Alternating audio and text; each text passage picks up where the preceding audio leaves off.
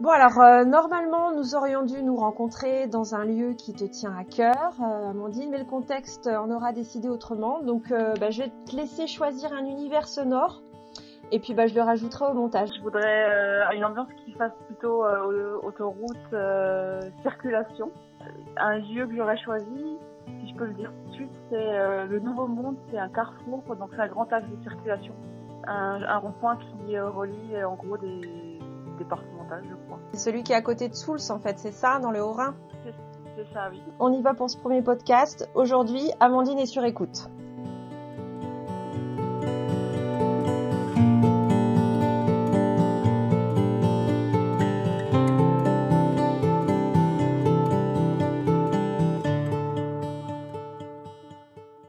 Qu'est-ce qui t'anime? Depuis quand? Quels sont tes engagements, en fait? Et par quoi se traduisent-ils?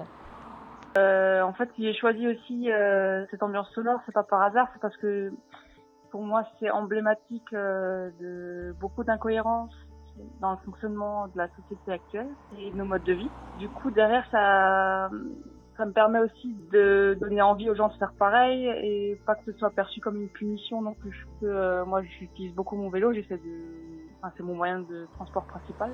Et en gros, c'est une grosse embûche dans mes trajets quotidiens. Et à la fois, il y a ça, il y a le fait que ce soit franchissable à pied, à vélo. En même temps, ça montre que, surtout dans le contexte actuel où on est quasiment à l'arrêt, on se déplace souvent pour pas grand-chose dans tous les sens, sans réfléchir comment on pourrait faire autrement.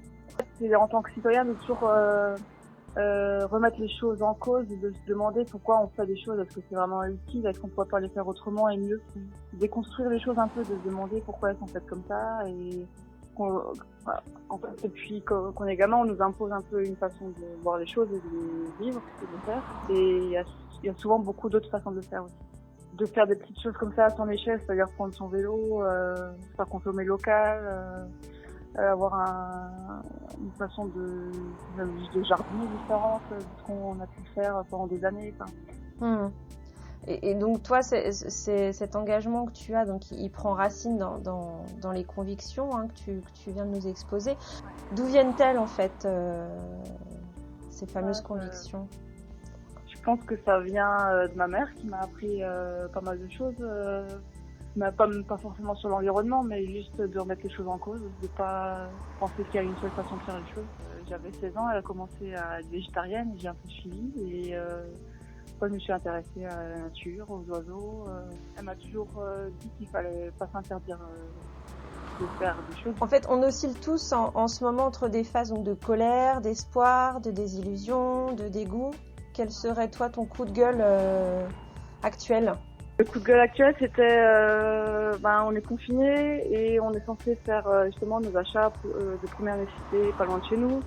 Et on nous a quand même fortement recommandé d'utiliser notre voiture. Et j'ai vécu au début du confinement la situation où j'ai pris mon vélo pour aller faire des courses. Le gendarme m'a dit que c'était pas censé faire du vélo. Et donc je me dis, ça remontre encore les incohérences qu'on a et ce qu'on nous impose en fait. Tellement d'autres façons de vivre au quotidien et de prendre la voiture pour faire 1 kilomètre, je trouve ça complètement idiot. Disons qu'en tant que citoyen, on ne nous pousse pas à se responsabiliser de ce point de vue-là, en tout cas.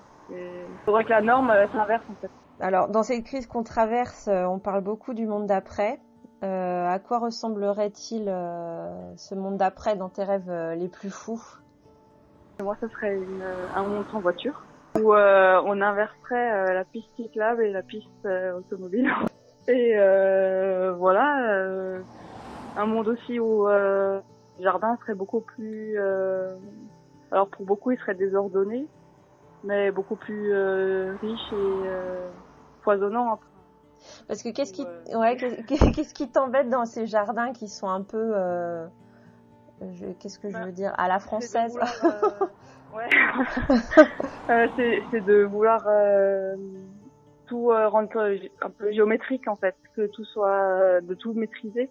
Ouais. Alors qu'il y a plein de petites bêtes qui vivent, il y a plein de richesses dans nos jardins. Il y a un exemple qui est peut-être assez parlant, c'est le fait de t'as un arbre dans ton jardin et tu te dis je vais paver autour parce que c'est plus simple pour balayer, et t'as des feuilles qui tombent, du coup tu vas acheter un souffleur à feuilles et tu vas emballer tes feuilles dans un sac plastique et aller à la déchette. Mais en fait c'est ce que je disais au début, c'est de se poser la question pourquoi les feuilles elles tombent des arbres. Il y a plein de rôles à ça. Ça crée du humus, ça protège, ça fait des abris pour les insectes, etc.